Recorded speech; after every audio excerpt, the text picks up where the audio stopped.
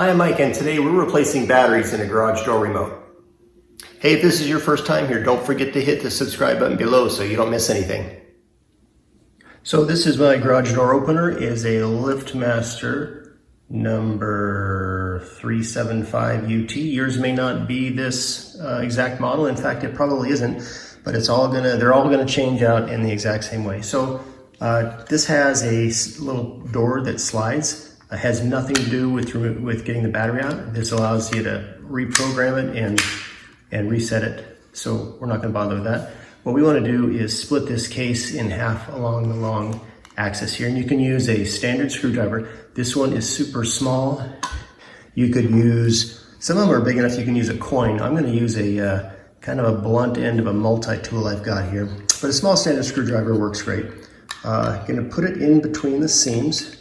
And you could try to pry it open. I'm just gonna try to get it in there first of all and try to goose it.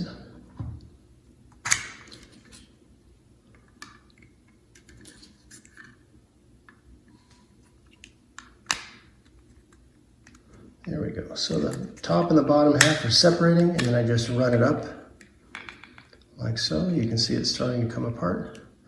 I'll hit this side, goose that one up, and it comes apart.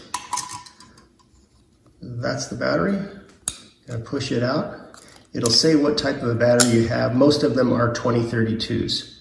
I don't know if you can see it, but it says so right up there, 2032. Get rid of the old one. Get a new package out. It says right there, 2032.